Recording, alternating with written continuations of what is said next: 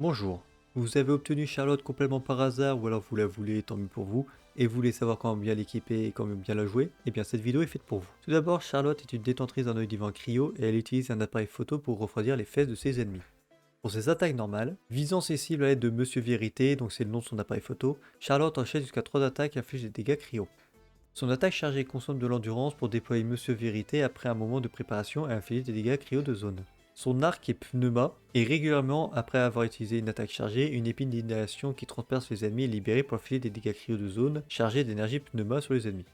Sa compétence élémentaire, cadrage, composition gelée. Grâce à son instinct de grande journaliste, Charlotte utilise ses compétences en photographie pour produire différents effets selon la méthode de déclenchement. Pour son appui simple, elle prend un cliché net à l'aide de Monsieur Vérité, infligeant des dégâts cryo de zone aux ennemis en face à un maximum de 5 ennemis touchés. Les ennemis touchés subissent des dégâts cryo de façon intermittente pendant une certaine durée.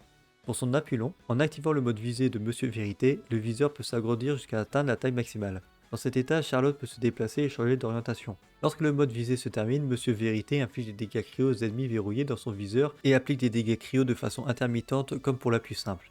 Si Charlotte met fin au mode visé après que le viseur atteint la taille maximale, elle inflige à la place des dégâts cryo de façon intermittente mais qui durent plus longtemps et qui infligent plus de dégâts, bien qu'il prolonge le temps de recharge de la compétence.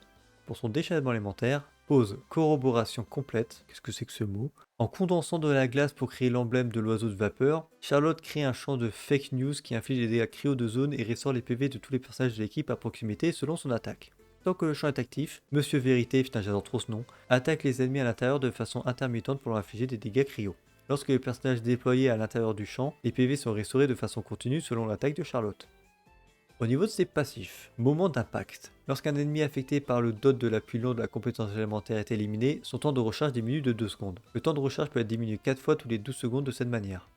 Son deuxième passif, sondage de diversité. Lorsque l'équipe contient un, 2 ou 3 personnages fontainois, en plus de Charlotte, Charlotte obtient un bonus de soins de 5, 10 ou 15% respectivement. Lorsque l'équipe contient un, 2 ou 3 personnages non fontainois, Charlotte bénéficie d'un bonus de dégâts cryo de 5, 10 ou 15% respectivement. Il est un peu raciste ce passif, non?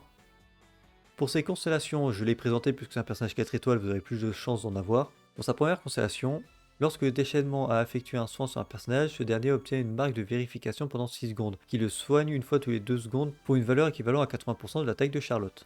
Pour sa deuxième constellation, lorsque Monsieur Vérité touche 1, 2 ou au moins 3 ennemis pendant la compétence, l'attaque de Charlotte augmente respectivement de 10, 20 ou 30% pendant 12 secondes. Pour la constellation 3, c'est le niveau d'aptitude du déchaînement élémentaire qui augmente de plus 3. La quatrième constellation, lorsque le déchaînement élémentaire touche un ennemi affecté par les dots de la compétence élémentaire, donc soit le long, soit le plus court, les dégâts infligés augmentent de 10% et Charlotte récupère 2 points d'énergie élémentaire. L'énergie élémentaire peut être restaurée 5 fois tous les 20 secondes de cette manière. La constellation 5 augmente le niveau d'aptitude de la compétence élémentaire de 3 niveaux. Et la dernière constellation, lorsqu'une attaque normale ou chargée du personnage déployé a touché un ennemi affligé par le dot de l'appui long de la compétence, Monsieur Vérité effectue une attaque coordonnée qui inflige des dégâts cryo de zone d'une valeur équivalente à 180% de la taille de Charlotte et soigne les PV des personnages déployés à portée de la taille d'une valeur équivalente à 42% de la taille de Charlotte. Cet effet peut être déclenché une fois tous les 6 secondes et les dégâts et soins déclenchés de cette manière sont considérés comme provenant du déchaînement élémentaire de Charlotte. C'est quand même une plutôt bonne constellation. Après il faut l'avoir C6, hein. C'est pas donné. Alors au niveau de ses équipements, étant donné qu'on peut jouer Charlotte de deux manières différentes, on va déjà la voir en rôle de sub DPS. Donc pour ce rôle là, sa meilleure arme est la vérité de Kagura. Il augmente le dégât critique de Charlotte et donne un buff sur la compétence élémentaire qui constitue la base des dégâts de Charlotte. Cependant, il faudra beaucoup de temps pour obtenir tous les stacks, ce qui n'est pas très adapté aux batailles courtes. Pour les armes 5 étoiles, nous avons l'Atlas de la voûte d'Azur. Elle offre des dégâts élémentaires et confère de la puissance d'attaque. La deuxième partie de l'effet passif ne sera pas exploitée, il s'agit toujours d'une arme extrêmement puissante. L'origine des 4 vents, vous pouvez le prendre pour l'autocritique, puisque Charlotte reste la plupart du temps hors terrain, elle ne pourra pas bénéficier du bonus aux dégâts élémentaires. Le catalyseur est plus faible que les autres 5 étoiles, à utiliser si vous n'avez que celui-là. Pour les armes 4 étoiles, nous avons le mouvement vagabond, c'est le meilleur catalyseur 4 étoiles pour la plupart des personnages DPS, il augmente le dégât critique. Tous les buffs passifs seront utiles à Charlotte, mais la maîtrise élémentaire ne deviendra utile qu'en jouant avec une team qui déclenche des réactions, par exemple une team fonte. Ou bien la perle solaire. L'arme peut être utilisée, mais le buff ne durera pas toute la durée de la compétence et nécessite une rotation spéciale. Il faut frapper l'ennemi avec une attaque normale pour obtenir le boost. Pour ces armes free-to-play, nous avons la pureté fluide, elle offre de la puissance d'attaque et donne également un bonus aux dégâts élémentaires après l'activation de la compétence. Avec son déchaînement, Charlotte restaure la santé de tous les personnages de l'équipe, y compris elle-même, afin qu'elle puisse recevoir un bonus supplémentaire de dégâts élémentaires. Ou l'œil d'assermentation, un catalyseur universel qui fournit une puissance d'attaque et une récupération d'énergie pour une utilisation plus fréquente du déchaînement.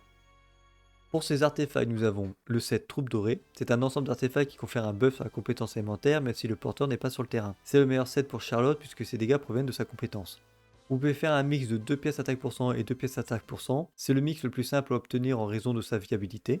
Ou alors vous pouvez faire un mix de 2 pièces attaque pour cent, 2 pièces Troupe Dorée. Dans ce cas-là, ça augmente la puissance d'attaque mais améliore aussi les dégâts de la compétence, vous permettant de ne pas perdre de dégâts et de soins supplémentaires sur le déchaînement. Ou alors 2 pièces attaque pour cent et 2 pièces cryo, si vous avez rien d'autre en fait. Pour les statistiques à viser en tant que sub DPS, c'est pas compliqué en fait. Vous allez rechercher de l'attaque pour cent en priorité. Vous ferez quand même un peu de soin avec Charlotte, donc ça peut être cool, même si elle sera orientée dégâts. Donc privilégiez quand même l'attaque. Ensuite, le critique et la maîtrise élémentaire si vous jouez dans une team à réaction. Un sablier en attaque pour cent. Pour les stats secondaires, du taux critique, du dégât critique, de la maîtrise élémentaire et de la recharge d'énergie. J'ai oublié de le mentionner ailleurs, mais la recharge d'énergie peut être quand même utile, même si le déchaînement élémentaire sera utilisé moins fréquemment puisqu'il sera plus orienté pour le soin, même si vous faites un peu de dégâts avec. Pour la coupe, une coupe en dégâts cryo, et pour les stats secondaires, de l'attaque pour cent, du critique et de la maîtrise, et de la recharge d'énergie aussi, si vous voulez. Et pour le stats principal, vous aurez le choix entre du taux critique ou du dégât critique en fonction de ce qui vous manque pour équilibrer les stats critiques, de l'attaque, de la maîtrise élémentaire et de la recharge d'énergie. Donc c'est classico pour les DPS. Et si vous voulez la jouer en tant que soigneuse, alors du coup pour ces armes 5 étoiles, nous avons les chaînes mortelles, c'est la meilleure arme pour les soins de Charlotte, car elle donne beaucoup de puissance d'attaque, même sans cumul de passifs. Pour une fois que cette arme sert à quelque chose, bordel. L'Atlas de la voûte d'Azur, l'arme augmente la puissance d'attaque, le bonus de dégâts élémentaires n'est pas important pour le soin, donc le passif n'apporte pas beaucoup d'avantages. Pour les armes 4 étoiles, nous avons le code de Favonius. C'est l'arme de base pour les supports, redonnant de l'énergie non seulement au personnage mais à l'ensemble de l'équipe. Cela permettra à Charlotte d'activer son déchaînement qui soigne plus souvent. Et au niveau de ces armes free-to-play, nous avons l'œil d'assermentation. C'est sa meilleure option 4 étoiles. Elle améliore la puissance d'attaque et augmente également la récupération d'énergie, vous permettant de lancer son déchaînement plus fréquemment. Le fruit du permafrost. Alors Charlotte n'a pas besoin du passif, mais Catalyseur est utile en raison de la puissance d'attaque élevée et de son accessibilité. Et le tome Histoire Chasseur de Dragons, c'est un catalyseur intéressant pour les supports. Il n'apporte aucun avantage au porteur, mais offre un bonus d'attaque décent aux personnages DPS de l'équipe. Pour ces artefacts, vous pouvez partir sur le set pas lourd des teintes océaniques, donc c'est un bon ensemble pour les guérisseurs qui vous permet également d'infliger des dégâts physiques supplémentaires en fonction de la quantité de soins. Vous pouvez faire un mix de sets, 2 pièces bonus de soins et 2 pièces bonus de soins, donc ça convient si vous n'avez pas réussi à obtenir un ensemble complet du set pas lourd. Vous pouvez partir sur un mix de sets, 2 pièces attaque pour cent, 2 pièces attaque pour cent, étant donné que les soins de Charlotte dépendent de sa puissance d'attaque, toute combinaison d'ensemble d'attaque lui sera utile. Ou alors vous pouvez faire un mix de sets, 2 pièces bonus de soins, 2 pièces attaque ou 2 pièces emblème. Vous utiliserez ce mix. Si vous ne possédez pas d'option précédente, choisissez une combinaison d'artefacts en fonction de l'absence d'une certaine caractéristique. Donc si vous manque de la recharge d'énergie, partez sur de l'emblème, et si vous manque de l'attaque, l'attaque et tutti quanti. Ou alors vous avez le set ténacité des millilitres. Donc Charlotte n'a pas besoin du bonus de set 2 pièces, mais elle est idéale pour activer la deuxième partie du set à utiliser s'il n'y a pas de porteur de ce set dans l'équipe. Pour les statistiques à chercher en tant que soigneuse, c'est encore plus con. Pour la fleur et la plume, vous chercherez de l'attaque pour cent, de la recharge d'énergie et de l'attaque flat. Pour sablier, vous aurez le choix entre de l'attaque pour cent et de la recharge d'énergie. Prenez de la recharge d'énergie si vous en manque. Et pour stats secondaire, de l'attaque pour cent, recharge d'énergie, attaque flat. Pour la coupe, une coupe en attaque pour cent. Vous faites pas chier avec les dégâts, elle est que là pour soigner. Et pour les stats secondaires, donc de l'attaque flat et de la recharge d'énergie. Et pour le diadème, vous aurez le choix entre soit de l'attaque pour cent, soit un bonus de soin. Au choix en fonction de votre pièce qui est la plus intéressante à équiper. Et pour les stats secondaires, donc de l'attaque pour cent si vous n'avez pas déjà pris en stat principal, de la recharge d'énergie et de l'attaque flat. Alors au niveau de ces teams, je me suis pas fait chier. Elle pourrait être jouée dans cette team soit en tant que sub DPS, soit en tant que healer. Ça dépendra juste des personnages dans les autres rôles. Donc, par exemple dans la team Fonte, où vous aurez Ganyu, Philippe en tant que maître DPS, pour les plus fortunés, et pour les moins fortunés, Rosalia et Kaya, ça fait très bien l'affaire. Donc ce sont le personnage Cryo qui fera les dégâts sur le terrain, dans ce cas-là. Vous pouvez jouer aussi le personnage Pyro en tant que DPS Pyro, logique. Donc dans ce cas-là, vous allez privilégier plutôt Diluc, Yoimiya et Yanfei. Donc vous partirez pour le personnage Cryo avec Rosalia et Kaya plutôt. Ou Ganyu avec son déchaînement qui peut être pas mal. Sinon, Xiangling est là aussi pour faire des fontes parce qu'il y a Bennett. Et Bennett il sera partout de toute façon.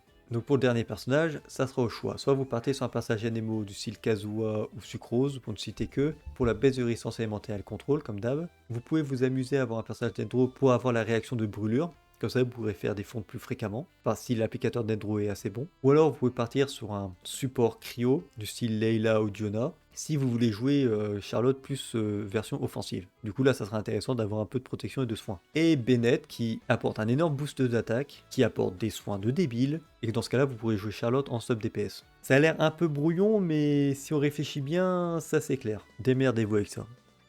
Ensuite, vous pouvez faire une team gel avec comme DPS un DPS cryo ou hydro. Donc on va d'abord traiter la team gel avec un DPS cryo. Pour le DPS cryo, vous aurez besoin d'Ayaka, Ganyu et Philippe pour les 5 étoiles, et Fréminé qui sera là pour casser de temps en temps la glace et pour faire ce qu'il a à faire, c'est-à-dire faire des dégâts. Vous aurez un personnage hydro sub DPS, donc Xingqiu ou Yelan. Kokomi aussi peut faire l'affaire, si vous avez besoin de soins, si vous voulez jouer Charlotte en sub DPS. Et Mona qui pourra être jouée DPS aussi si vous avez certaines constellations. Mais elle peut jouer aussi en tant que sub DPS.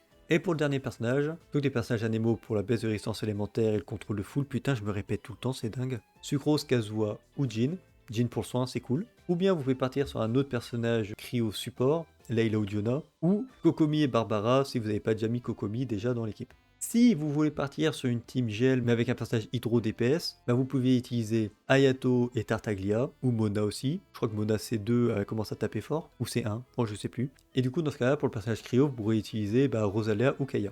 Et Diona aussi, qui a un déchaînement qui couvre une large zone. Avec Ayato, les deux claquent leur déchaînement, vous gelez les ennemis sur une très grande distance, et c'est peut-être un peu chiant, parce qu'il faudra courir les chercher les uns après les autres. Bon, on s'en fout, c'est rigolo de geler tout le monde sur 50 mètres. Et pour le personnage soutien, bah ça change pas.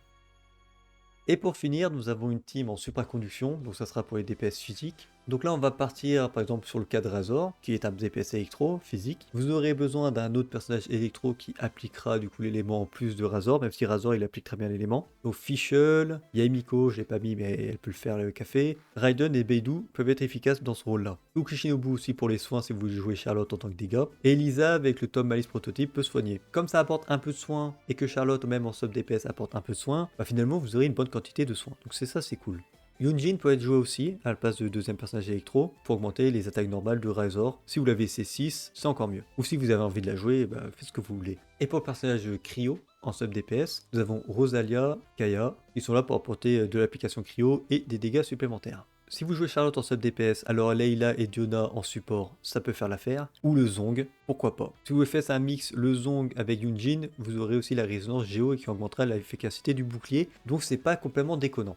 Et si vous voulez jouer en tant que personnage DPS physique, Yula ou Fréminé qui sont cryo, dans ce cas-là pour le personnage électro ça change pas, mais pour le personnage cryo, et ben vous pouvez mettre Mika en tant que soigneur, puisque Mika booste les unités physiques. Et dans ce cas-là vous jouerez Charlotte en tant que sub DPS. Donc voilà, j'ai fait à peu près le tour pour les équipes, j'ai essayé de synthétiser au maximum et je me suis rendu compte que mes diapos étaient un peu compliqués à comprendre. Mais au moins il y a plusieurs exemples de teams si vous arrivez à lire entre les lignes.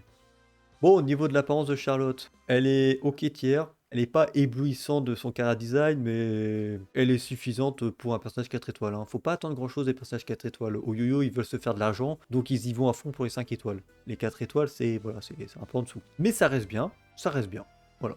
Et en termes de ses performances, allez, je vais pas vous le cacher, je suis transparent, j'en sais rien. Je sais pas si elle fera de bons soins, si elle fera de bons dégâts, j'en sais rien. Eh ben, à vous de le découvrir, donc invoquez-la si vous voulez savoir ce qu'elle vaut.